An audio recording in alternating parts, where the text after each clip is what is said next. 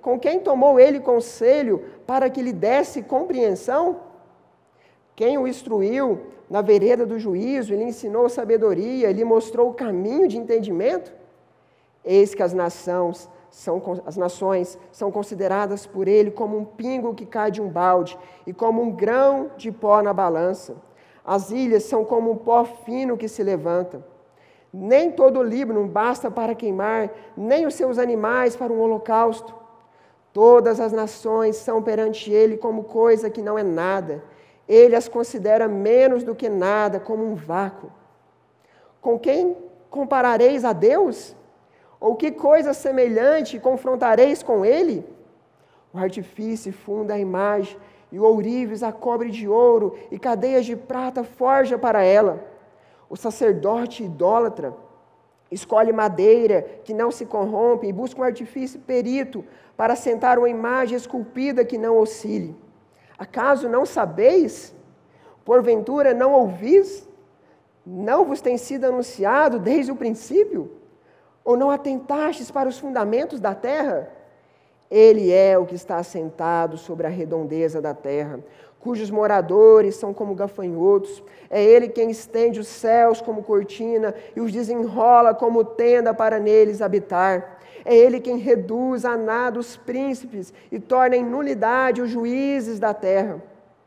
Mal foram plantados e semeados, mal se arraigou na terra o seu tronco, já se secam. Quando um sopro passa por eles e uma tempestade os leva como palha. A quem, pois, me comparareis para que eu lhe seja igual? Diz o santo. Levantai ao alto os olhos e vede. Quem criou estas coisas? Aquele que faz sair o seu exército de estrelas, todas bem contadas, as quais ele chama pelo nome, por ser ele grande em força e forte em poder. Nenhuma só vem a faltar. Por quê? Pois dizes, ó Jacó, e falas, ó Israel, o meu caminho está encoberto ao Senhor, e o meu direito passa despercebido ao meu Deus? Não sabes, não ouvistes que o eterno Deus, o Senhor, o Criador dos fins da terra, nem se cansa, nem se fatiga? Não se pode esquadrinhar o seu entendimento. Faz forte ao cansado e multiplica as forças ao que não tem vigor.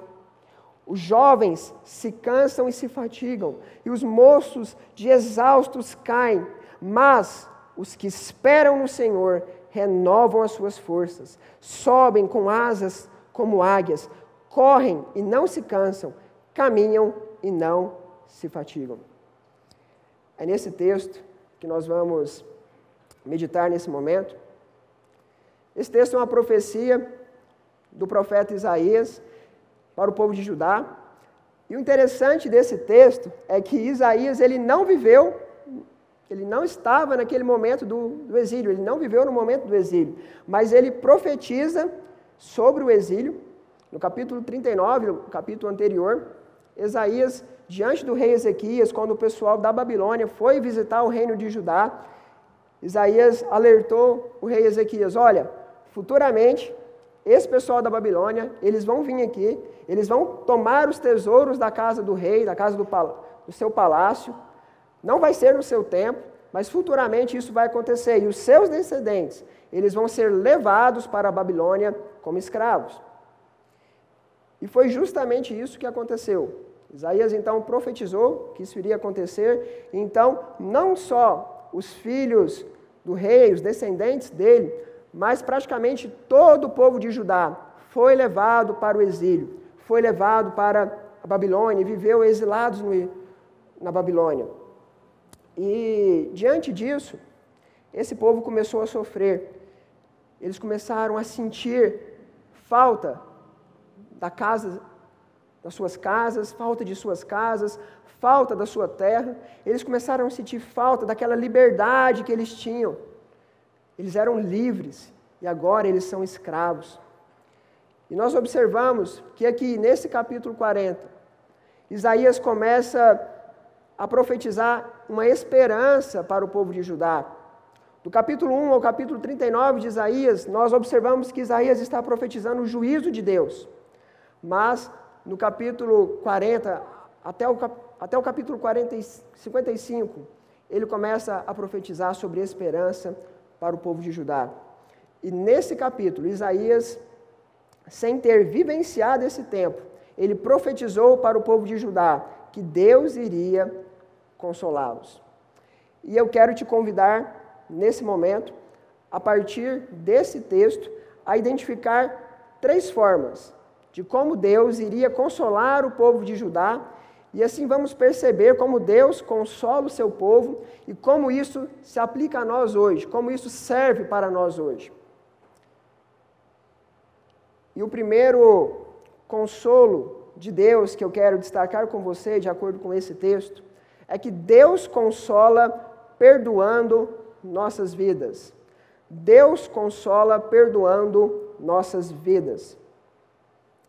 O povo de Judá sofreu no exílio, sofreram na Babilônia, por terem se rebelado contra o Senhor, por terem buscado uma vida de idolatria, adorando a outros deuses, por terem confiado demais em outras nações, em outros reinos, em outros reis, confiando mais em deuses e outras nações e governantes do que no próprio Senhor.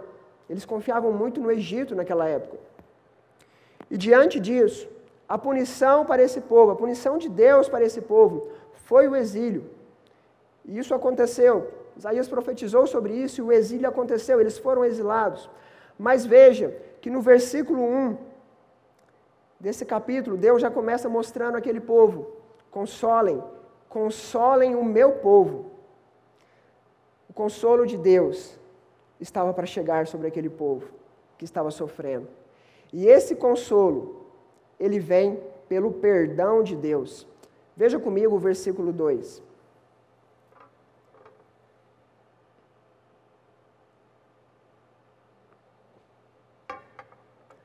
Esse consolo vem pelo perdão de Deus. Diz assim o versículo 2: falem carinhosamente aos moradores de Jerusalém e digam-lhes que já terminou a sua escravidão e que os seus pecados foram perdoados. Nesse versículo, Deus fala para aquele povo que os pecados deles estavam perdoados. Eles já sofreram demais por causa dos seus pecados, eles já sofreram demais por tudo que eles cometeram. Então, dos versículos 3 a 10, nós começamos a perceber Deus demonstrando como seria esse perdão, como esse perdão chegaria ao povo de Judá e como esse perdão seria libertador. Não apenas demonstrando a libertação em relação ao exílio, mas demonstrando a libertação mediante a escravidão do pecado. Esse era um perdão imerecido de Deus. O povo de Judá não merecia, nós também não merecemos, mas Deus veio até nós com seu perdão. Veja o que nos diz os versículos 3 a 5, são versículos bem conhecidos, principalmente o 3 e o 4, pois se referem a João Batista. Aquele povo, no momento em que Isaías está profetizando, não conhece João Batista, eles não conheceram João Batista, nem mesmo aqueles que estavam no exílio conheceram a João Batista. Mas nós hoje o conhecemos, ao lermos as Escrituras, ao lermos os Evangelhos, nós conhecemos João Batista, que pregava sobre arrependimento, que pregava que o reino de Deus está próximo. E esse próximo significa próximo ao ponto de tocar, porque o Messias já estava no mundo.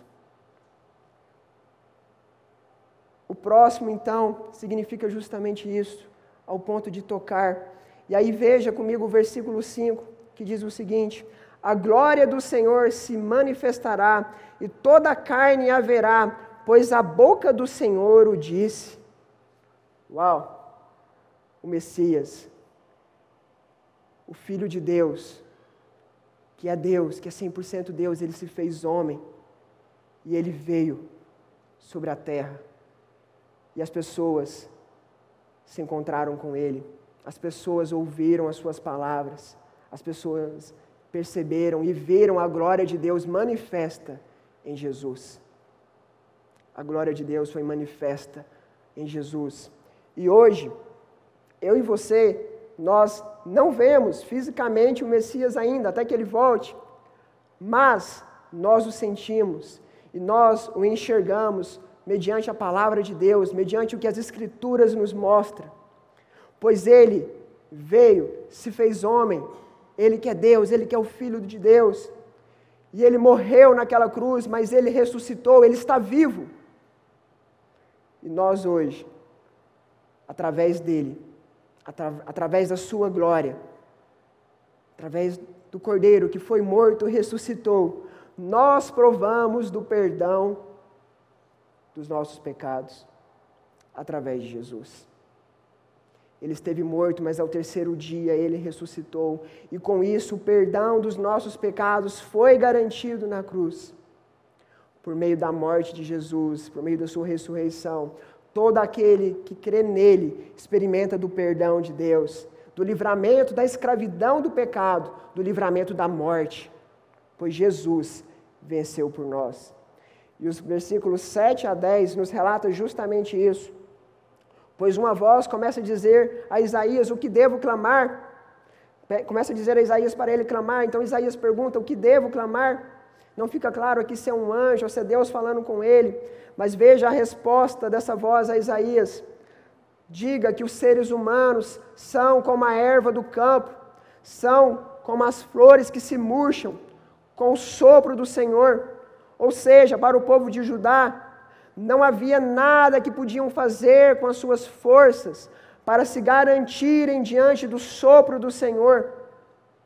Não há nada que a humanidade possa fazer, nem mesmo aqueles que são guerreiros, que são fortes, nada podem fazer por si mesmo para garantir a sua vida. E essa comparação com a erva do campo, ela é incrível.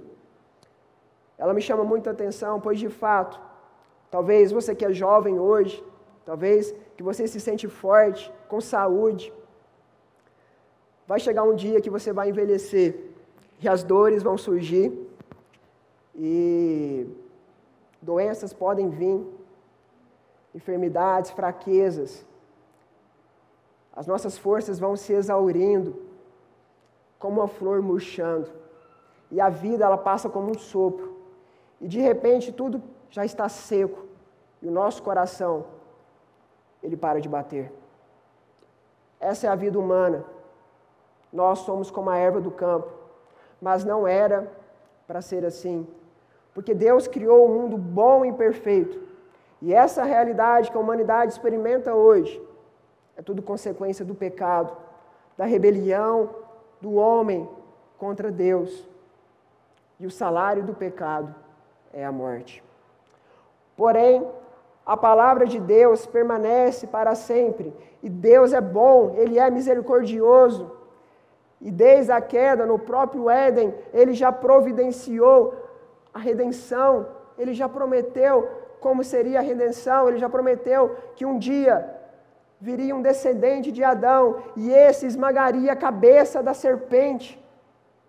E nesse texto, nos versículos 9 e 10, se comprova que diante da má notícia para os homens sobre a vida, sobre serem como a erva do campo, existe também uma boa notícia. Uma boa notícia para Jerusalém, uma boa notícia para Judá, uma boa notícia para você, que seria proclamada por João Batista.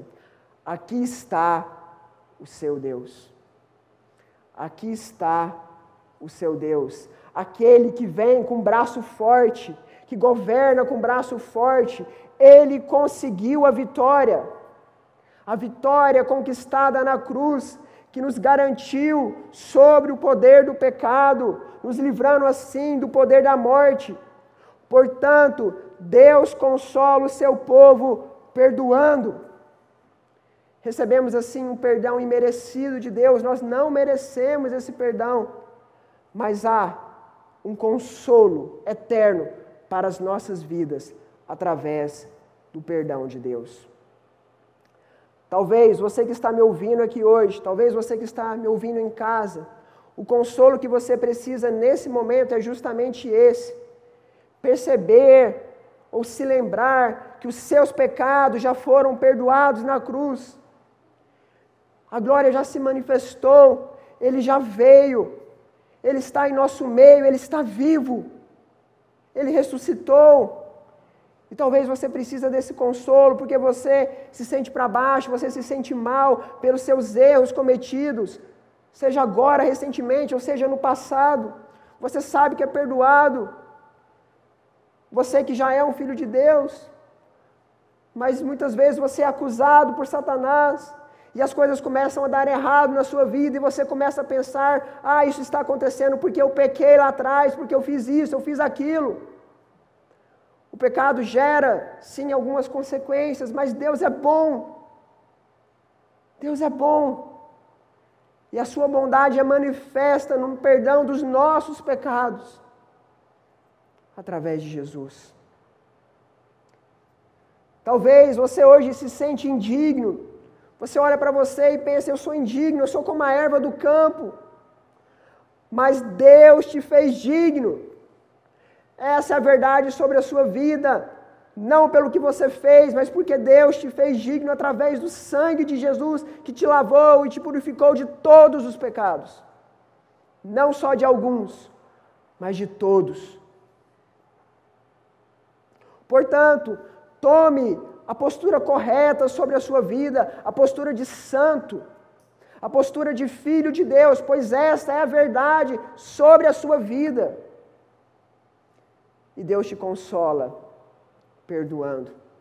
Se você precisa, sim, confessar um pecado para Deus, confesse hoje e tome essa nova postura.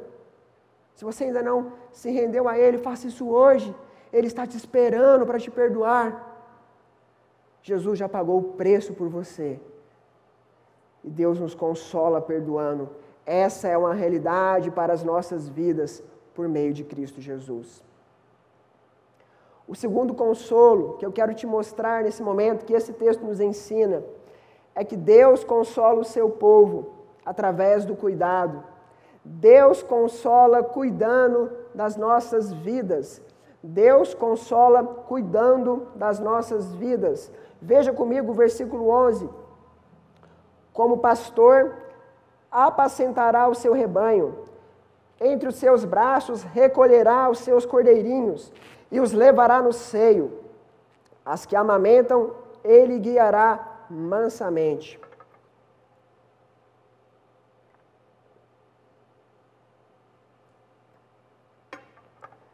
Deus consola, cuidando das nossas vidas. O povo de Judá estava sofrendo na Babilônia com exílio. Estavam precisando do consolo do Senhor. E nós já acabamos de identificar que Deus, nesse capítulo, promete a eles que seus pecados seriam perdoados. Mas eles ainda estão ali na Babilônia. Eles estão sofrendo com aquele exílio. Isaías profetiza sobre isso. E, portanto, eles precisavam ser libertos dessa vida de miséria, dessa escravidão. E sobre essa questão específica do exílio do povo de Judá, Deus se compromete a cuidar do seu povo, a trazer de volta eles para Jerusalém como um bom pastor, como um pastor que os carrega no colo, as conduzindo para Jerusalém. E Deus sabe do que o povo precisa, Ele sabe do que nós precisamos. E Ele sabe que eles precisavam ter as suas feridas saradas, curadas. E como pastor de Judá, Deus se prontifica a cuidar daquele povo, porque Ele é bom, porque Ele é misericordioso, e Ele tem poder para fazer isso, Ele tem poder para cuidar do seu povo.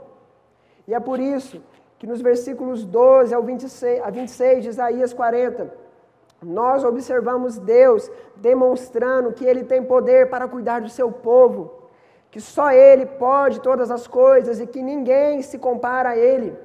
No versículo 12, Deus demonstra por essa profecia que Ele é o Criador, que Ele tem controle sobre a terra e o mar. Os versículos 13 e 14, Deus demonstra que Ele não precisa do conselho de ninguém, Ele é soberano, Ele sabe o que é justo. Versículos 15 e 17, Deus demonstra que diante da sua grandeza não há animais suficientes para serem sacrificados e que nações, líderes, governantes, nada são diante da sua grandeza. Nos versículos 18 e 20, Deus demonstra nessa profecia que nada pode se comparar a Ele. Nenhum ídolo feito de madeira, ou de ouro, ou de prata, nada se compara a Ele. Os versículos 21 e 22, Deus demonstra mais uma vez: eu sou o Criador. O meu trono está no céu. Eu estou acima de todos os homens. Eles são para mim como gafanhotos, como formigas. Versículos 23 e 24, mais uma vez Deus demonstra o seu poder sobre os governos, sobre as autoridades desta terra, demonstrando que no final, qualquer autoridade, seja um líder de uma grande nação, seja hoje um grande presidente da maior nação do mundo, no final eles são como a erva do campo. Eles são como nada diante do Senhor. E por fim, versículos 25 e 26, Deus mais uma vez se questiona: há alguém que pode se comparar a mim? Ele tem todo o poder, Ele conhece todas as estrelas, Ele as chama pelo nome, e são bilhões e bilhões de estrelas. O motivo que leva Deus a demonstrar desse modo que Ele tem poder para cuidar do seu povo, que Ele tem poder para cuidar de Judá, é porque Judá, o pessoal de Judá, o povo de Deus, eles haviam se rebelado contra o Senhor, como eu já tinha dito antes, confiando em outros ídolos, de madeira, de ouro, de prata, adorando a deuses que na verdade não são deuses, adorando as estrelas. Eles estavam também confiando em outras nações, em outros líderes acima do Senhor, como o próprio povo do Egito. Eles estavam achando que essas pessoas poderiam cuidar deles, os livrar de guerras, os proteger, achando que esses deuses poderiam cuidar da sua saúde, poderiam cuidar dos seus problemas, poderiam os abençoar nos seus trabalhos. Mas isso é uma grande mentira, pois só Deus tem poder para cuidar. Só Ele tem toda a autoridade e nada se compara a Ele. Os deuses que esses homens adoravam não passavam de pó, de madeira. Eles criavam imagens como animais, como seres humanos, ou pensando em adorar as estrelas do céu, mas tudo isso foi Deus que fez. Ele é o Criador, Ele está acima de todas essas coisas. Só Ele é Deus. Só Ele é Deus. Nada se compara a Ele. E, portanto, só Ele pode cuidar do seu povo. Pois cuidar para Deus é querer o bem-estar do outro. E Deus, Ele quer o melhor para as nossas vidas. Olhando dessa forma, para o motivo para qual Deus demonstra para o povo de Judá como Ele tem poder para cuidar deles, perceba como isso também se aplica a nós hoje, como isso se relaciona a nós. Pois quantas vezes eu e você, quantas vezes nós passamos a confiar mais nos líderes da nossa nação, seja presidente, governadores, prefeitos, ou outras autoridades, quantas vezes nós passamos a confiar mais nessas pessoas do que no próprio Deus? Quantas vezes nós passamos a confiar mais nos nossos ídolos? E talvez você olhe para você e pense: mas eu não tenho ídolo nenhum, eu não tenho nenhuma imagem na minha casa. Talvez você não tenha realmente uma imagem de ouro na sua casa, de prata. Mas muitas vezes o ídolo que você tem adorado, aquilo que você tem idolatrado, é o ouro que se encontra na sua conta bancária. É o ouro que se encontra nos seus bens. É o ouro que se encontra naquilo que você tem. E quantas vezes você idolatra pessoas, talvez até familiares, amigos, até mesmo pessoas no cenário religioso, como pastores. Quantas vezes você tem idolatrado pessoas? E eu quero exemplificar isso. Pensando nessa questão do dinheiro, a pandemia ela traz um exemplo claro sobre isso. Muitas pessoas até então estavam confiantes, pensando assim: eu tenho dinheiro na minha conta, está tudo certo, eu tenho condições para cuidar da minha vida, está tudo certo com a minha vida, eu tenho um bom convênio, e aí veio essa pandemia, e de nada adianta o melhor convênio, de nada adianta. Para quem tem dinheiro, para quem tem condição, de nada está adiantando nesse momento, porque você nem a vacina pode comprar, você depende totalmente do governo. Isso veio para nos mostrar que não é o que você tem na sua conta que pode te garantir alguma coisa, que pode garantir a sua saúde. Da mesma forma, quantas vezes, sem perceber, nós idolatramos pessoas como filhos, esposo, esposa. Muitas vezes nós deixamos de adorar a Deus, de buscar ao Senhor, de se dedicar a ler as Escrituras, a orar, porque a gente fica, eu preciso fazer isso para o meu esposo, pela minha esposa, pelos meus filhos, e isso se torna prioridade em nossas vidas, sendo que o mais importante é o Senhor, e você vai deixando para amanhã, para depois, e para depois. Ou talvez coisas desse mundo, você às vezes não tem tempo para ler as Escrituras, mas você tem tempo para maratonar em todas as séries que você gosta, em todos os filmes. Não que isso seja errado, mas a questão é, aonde está a sua prioridade? Você precisa cuidar da sua família, você precisa, sim, amar os seus filhos, esposa, esposo. É legal se divertir, assistir um bom filme, mas isso não pode ser a prioridade do seu coração. Sabemos que Deus usa, sim, inclusive essas coisas para nos consolar, como talvez um bom filme, pessoas queridas, o próprio recurso, pode ser que Deus use isso para nos abençoar, nosso trabalho, mas nós não podemos colocar a nossa confiança mais nessas coisas do que no próprio Deus. E Deus, Ele sabe do que nós precisamos, Ele sabe de tudo que nós necessitamos, e tudo que nós precisamos é confiar nele. Tudo que nós precisamos é entender que Ele cuida de nós, porque Deus é o bom pastor. E a palavra de Deus nos diz que Jesus é o bom pastor que dá a vida por suas ovelhas. Portanto, o maior cuidado de Deus já foi manifestado na minha vida e na sua vida através de Jesus. Se hoje um recurso financeiro não pode garantir ar para você respirar e nunca vai poder, mas em Deus existe fôlego de vida eternamente através de Jesus, através da sua morte e ressurreição.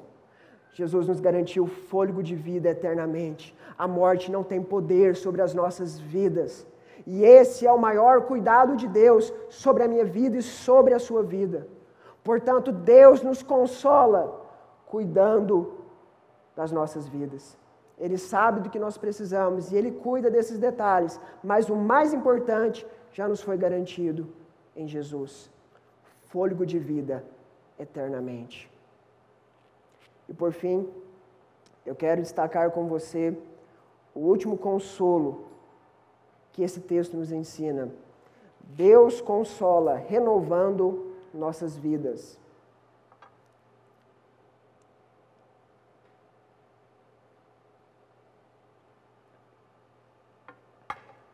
Deus consola, renovando nossas vidas.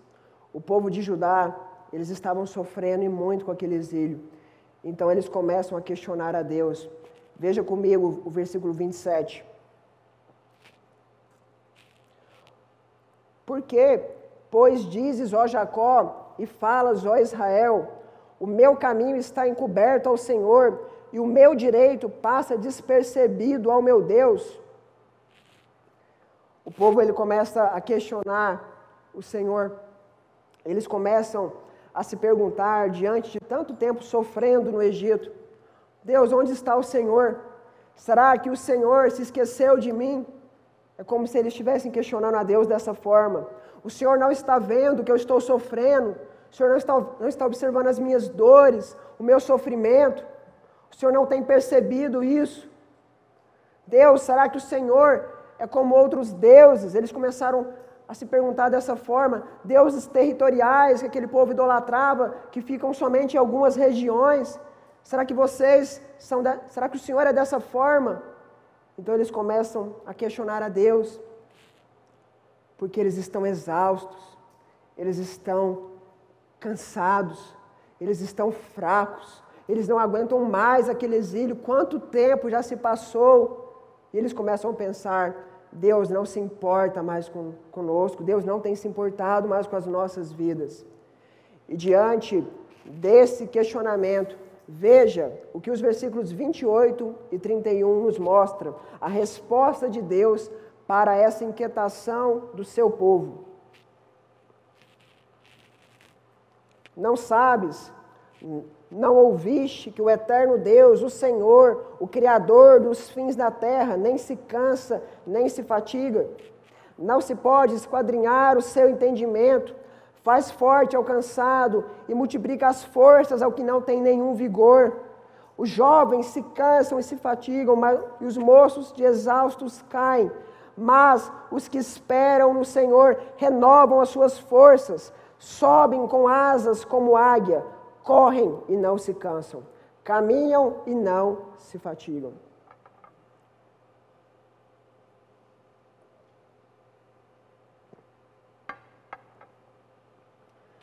Primeiramente, Deus demonstra mais uma vez aqui que Ele é o Deus eterno, que Ele é o Criador e, portanto, Ele não se cansa, pois Ele tem todas as forças, Ele tem todo o poder, o seu poder não tem fim.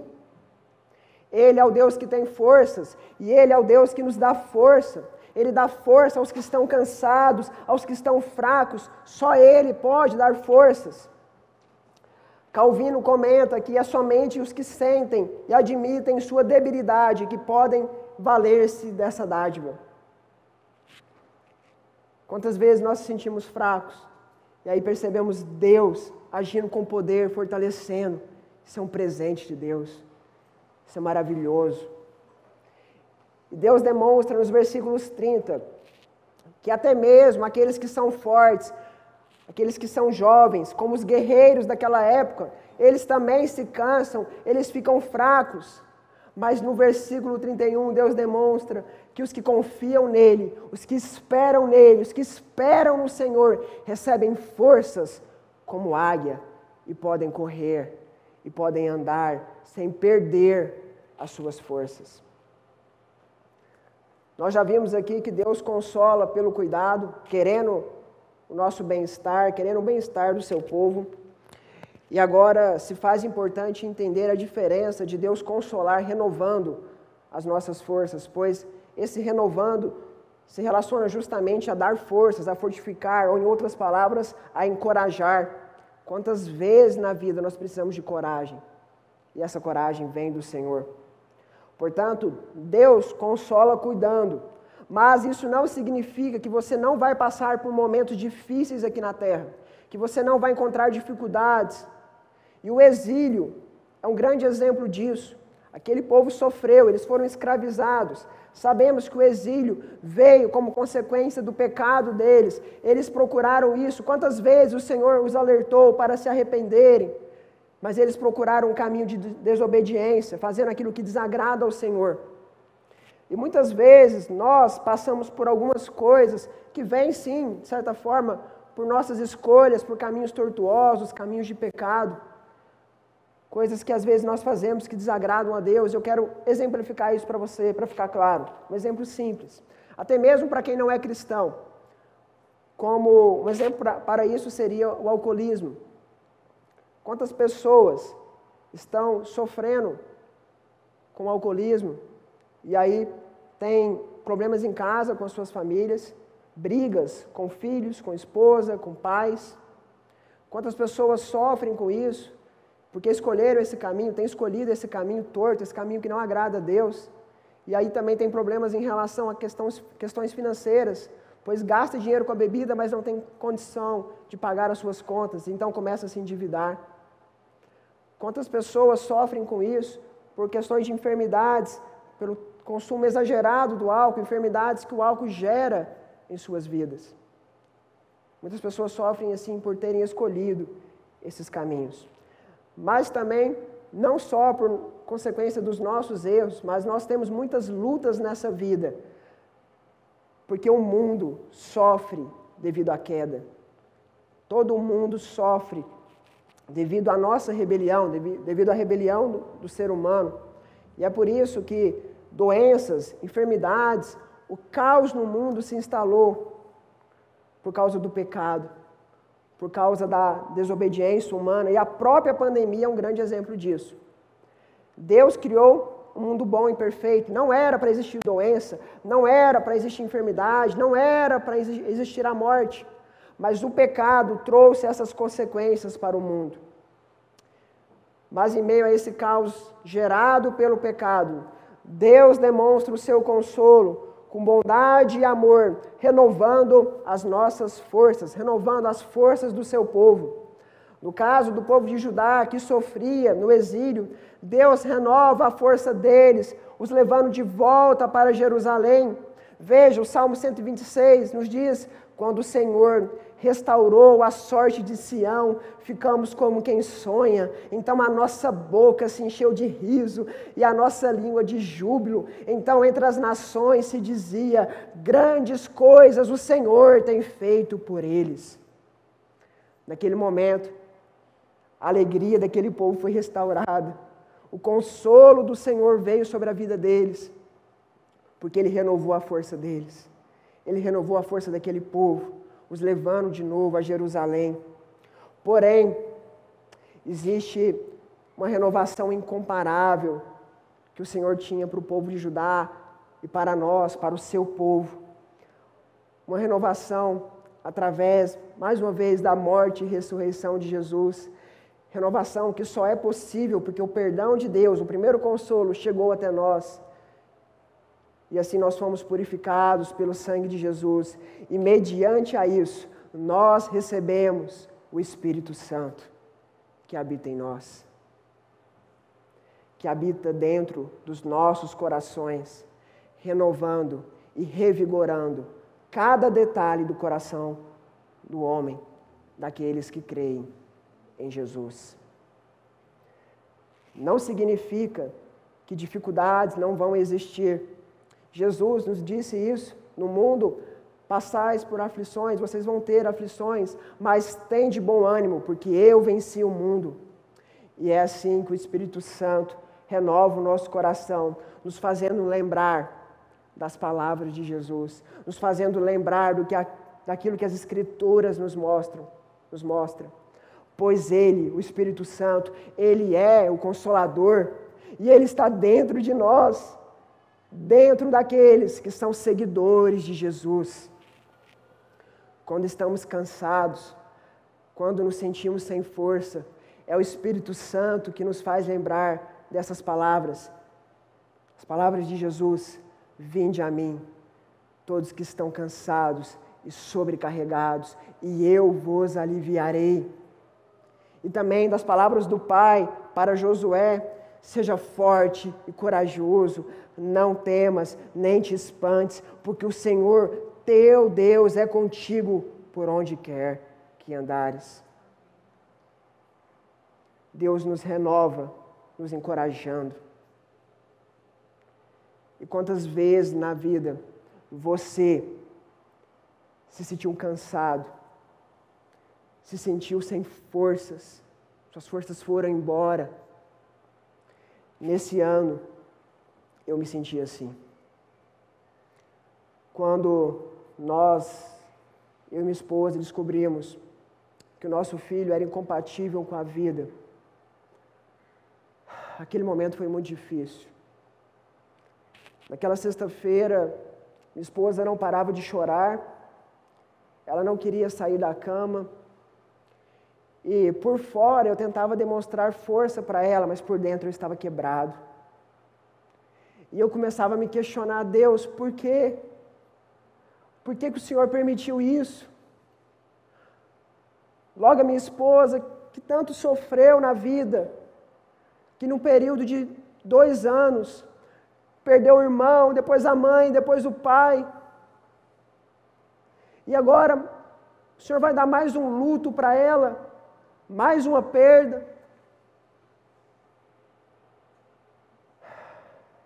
Eu não sabia o que dizer para ela naquele dia. E eu comecei a ser atacado por Satanás, ele começou a lançar ali os seus dardos, o seu ataque. Eu comecei a questionar também, Deus, por que isso? Será que é algum pecado que eu cometi, alguma coisa que te desagradou? Foi algo que eu fiz para merecer isso, para nós merecermos isso? Eu comecei a perguntar também, Deus, por que o Senhor permitiu isso conosco? Tem pessoas que não te conhecem, que não te adoram, e tem filhos perfeitos. E porque logo nosso filho, nós temos te buscado, nós temos te adorado, nós estamos aqui ouvindo a tua voz, buscando o teu chamado para as nossas vidas. Por que o Senhor permitiu isso? Naquele dia, eu confesso que, por mais que eu sabia que era tudo que eu precisava, eu não consegui ler as Escrituras, eu não conseguia orar direito. Inclusive, nessa semana, uma frase do pastor Augusto Nicodemos me chamou a atenção. Abre aspas, quando o sofrimento é tão grande que você não consegue nem ler a Bíblia e nem orar, você pode ao menos confiar. Fecha aspas. Por mais que eu soubesse que era tudo que eu precisava, era correr para Deus, era ir para a palavra dEle, eu me sentia sem forças. Mas então veio o dia seguinte. E no dia seguinte, naquela noite, o Espírito Santo começou a me incomodar. E eu comecei a perceber Ele agindo no meu coração, porque Ele está dentro de mim. E Ele começou a me dizer, leia o texto do seu sermão de prova. Leia o texto do seu sermão de prova. E eu me lembrei que na sexta-feira, dia 22, foi o dia 22 de janeiro, foi o dia que nós descobrimos tudo sobre o nosso bebê. Mas há 2 dias atrás, no dia 20, orando e pedindo direção, Deus, qual texto o Senhor quer que eu pregue no seminário, para o meu sermão de prova do último ano? E eu queria outro texto, e Deus foi me mostrando, é Isaías 40. Deus foi me mostrando, eu nunca preguei nesse texto, mas ok. Então eu mandei para a minha turma, olha, eu vou pregar nesse texto. Coloquei lá no documento que que os meus amigos tinham colocado ali o texto que eles iam pregar, para ninguém usar ali o mesmo texto, devido aí às regras do seminário. E naquela noite o Senhor me mostrou esse texto que você precisa ler. O Espírito Santo me mostrou, vá, lê esse texto. Quando eu comecei a ler, eu comecei a chorar. E eu comecei a perceber que Deus estava querendo me consolar e me dar forças. E eu senti dentro de mim uma paz começando a vir novamente, uma força começando a vir novamente, que não vinha de mim, mas vinha do Espírito Santo, mostrando aquilo que o Senhor nos mostra, nos mostrando o consolo que há em Deus. E desde aquele dia, eu comecei todos os dias a clamar pelo milagre sobre o nosso bebê. Todos os dias eu orei pelo milagre. A cada ultrassom que nós tivemos que passar depois daquele dia, eu orava o tempo todo naquele ultrassom e eu esperava a qualquer hora os médicos dizerem assim, está tudo bem? Aconteceu alguma coisa? Eu não sei o que é, mas mudou alguma coisa? Era isso que eu esperava ouvir. Mas a cada ultrassom, as palavras eram mais desanimadoras. A situação só piorava. Há momentos que eu queria desanimar, mas o Espírito Santo me dava forças e eu continuava clamando. Eu clamei até o último segundo. A gestação, ela durou mais de 7 meses. E no dia do parto, para piorar, antes de entrar para o centro cirúrgico, os médicos vieram conversar comigo e me disseram o seguinte, a sua esposa, ela corre risco de vida. A placenta dela descolou. E ela corre o risco de perder o útero e ter uma hemorragia interna. Ela está correndo risco de vida. O medo tentou tomar conta do meu coração naquele momento. Mas ao mesmo tempo tinha algo dentro de mim, dizendo, não para de clamar. Não para.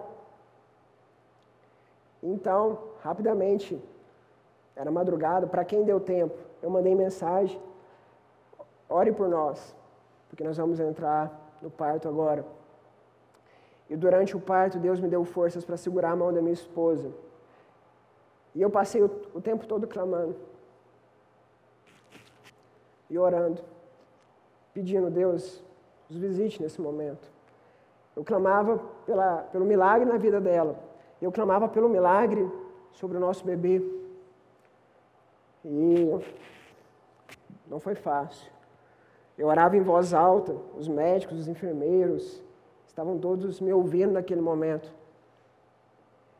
E eu orei aquele tempo todo. No final, nós não ouvimos o choro do nosso bebê. Mas em relação à minha esposa, os médicos disseram o seguinte: tudo ocorreu da melhor maneira possível. Ela está bem. Ela teve alta no mesmo dia.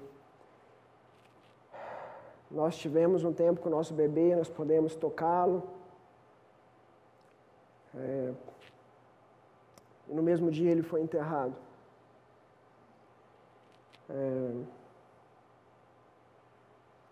Mas naquele dia a gente percebeu uma coisa: o consolo de Deus estava presente.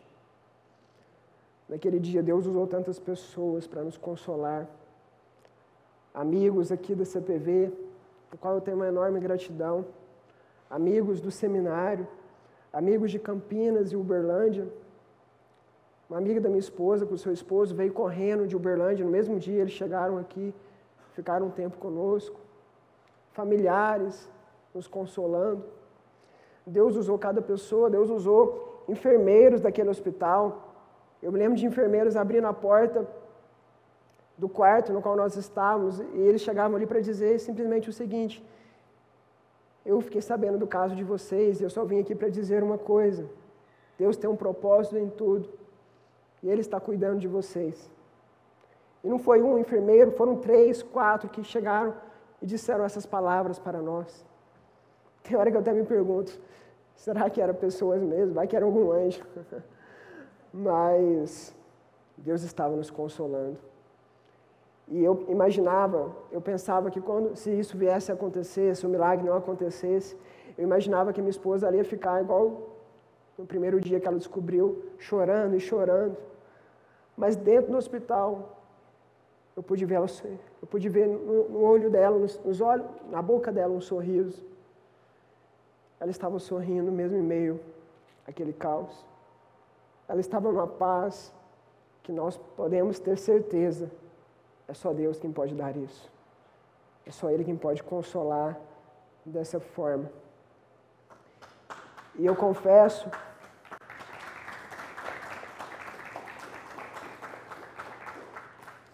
amém? Glória a Deus. Toda glória a Ele. Eu confesso que ainda não é fácil. Tem momentos que ainda ficamos para baixo, mas ao mesmo tempo sentimos que o Espírito Santo não parou. Ele continua nos renovando. E Ele tem nos ensinado muitas coisas nesse tempo. A principal delas que aprendemos é sobre esperar e confiar, sobre o verbo kifá em hebraico, que significa uma vida de confiante expectativa. Pela confiança que Deus pode todas as coisas, então nós devemos sim clamar pelo milagre, clamar pela cura, porque Deus pode todas as coisas, Ele continua agindo no mundo.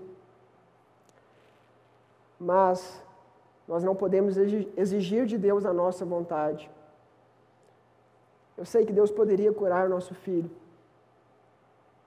E óbvio que eu queria ele aqui hoje chorando.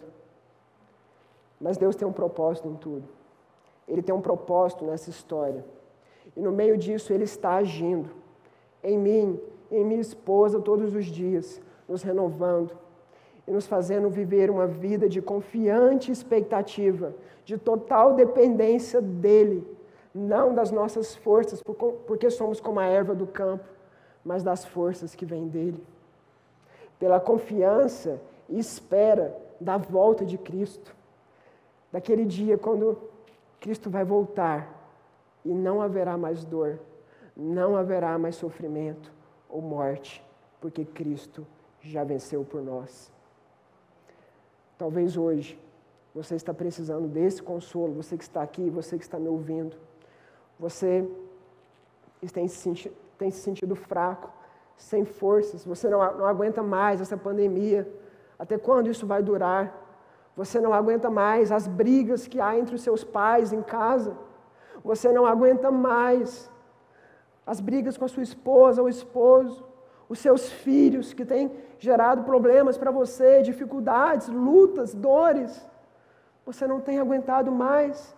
Pessoas que você ama, que estão enfermas nesse momento, seja pelo Covid ou por outra enfermidade. Talvez você está cansado, exausto pelo luto. Quantas pessoas foram embora em meio a essa pandemia, mas não só pela pandemia, mas por outras doenças. Mas eu quero te dizer hoje, seja qual for o problema, seja questões ligadas a emprego, desemprego, não importa o que for, seja o que for que tem te deixado para baixo, ou que às vezes te coloca para baixo, eu quero te dizer hoje que o consolo de Deus é real. E Ele está ao seu lado para te consolar, seja te perdoando, seja cuidando de você, ou seja renovando as suas forças. Eu quero concluir dizendo, Deus continua agindo no mundo, Ele continua consolando, Ele continua cuidando das nossas vidas, e Ele quer consolar você todos os dias, te fazendo lembrar disso, que Ele perdoa. Quando você pecar, corra para Ele, confesse os seus pecados e tome a postura certa de filho do Senhor. Ele cuida de você, Ele sabe do que você precisa, e Ele vai te lembrar que o fôlego de vida já te foi garantido eternamente. Ele renova as suas forças, Ele te encoraja. Não é fácil viver nesse mundo, nós não somos desse mundo, mas Ele nos encoraja a viver, a enfrentarmos esse mundo, porque Cristo venceu o mundo. E Ele nos encoraja, nos lembrando que um dia nós vamos voltar para a nossa pátria. Assim como o povo de Judá voltou para Jerusalém, saiu do exílio, vai chegar o dia em que nós estaremos na nossa pátria, na nova Jerusalém. É a esse local que nós pertencemos. E até lá, o Senhor vai nos consolando. O versículo 1 começa assim: consolai, consolai. Deus vai nos consolando, vai nos dando força. Mas há algo que Ele quer que você faça, que eu faça. Perceba que o consolai, consolai, está no imperativo. É uma ordem de Deus para que eu e você, para que a igreja possa levar o consolo de Deus para o mundo. Porque o Espírito Santo está em nós, o Consolador, e Ele quer usar a sua vida e a minha vida para que aqueles que estão cansados, sem força, aqueles que estão precisando de consolo nesse momento, possam receber o consolo que vem de Deus. Você deve ser a pessoa que vai consolar pessoas na sua família, pessoas na sua casa, pessoas no seu emprego, pessoas com que você nunca viu, pessoas que você não conhece, que você vai se encontrar na rua, no supermercado, em qualquer lugar.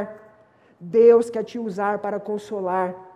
O Consolador está em você.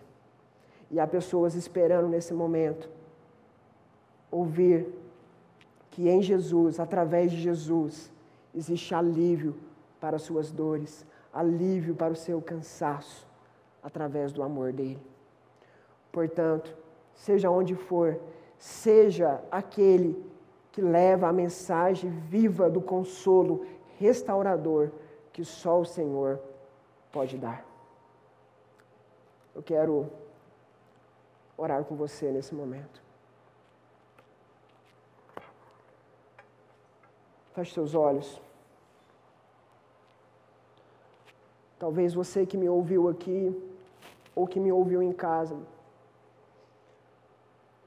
você estava precisando dessa palavra, do consolo de Deus, das forças que vêm dEle.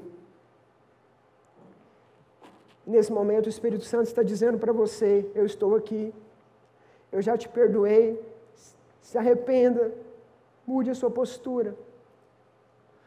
Nesse momento Deus está te mostrando que Ele quer cuidar da sua vida.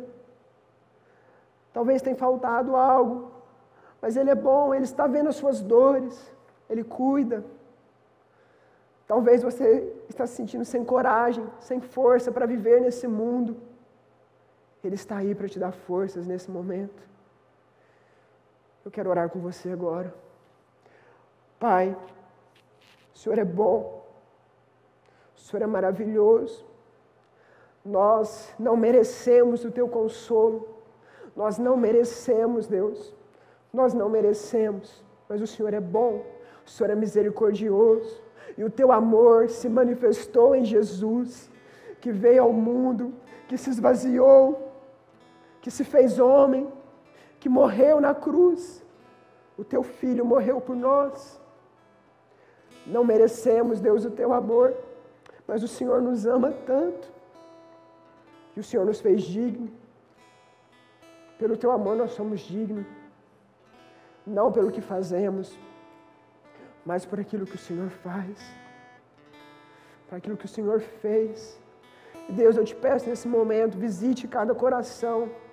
Há pessoas que estão me ouvindo, seja aqui ou em casa nesse momento, ou que vão me ouvir depois, que estão precisando do consolo do Senhor. E eu te peço, Pai, console esses corações, dê forças, renove cada coração, Pai.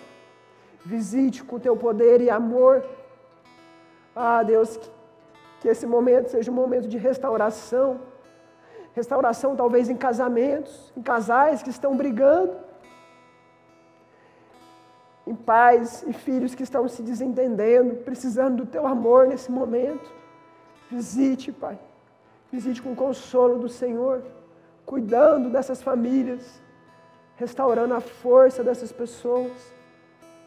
Pai, não está fácil vivermos diante dessa pandemia, não sabemos se isso vai passar ou não, mas sabemos de uma coisa: o Senhor é bom, o Senhor tem cuidado de nós, e te pedimos, Deus, continue cuidando, nos livre desse mal, em meio a esse caos, nos faz, Deus, sermos as pessoas que vão tocar nos enfermos, e elas vão ser curadas, nos faz, Deus, não ter medo de tocá-las, nos faz, Deus, termos ousadia de chegarmos às pessoas, até mesmo aquelas que nos maltratam, e dizermos que o Teu reino chegou, e demonstrarmos a ela o poder que há em Ti, porque o Senhor pode todas as coisas, o Senhor é o Criador, o Senhor é soberano, o Senhor sabe de todas as coisas.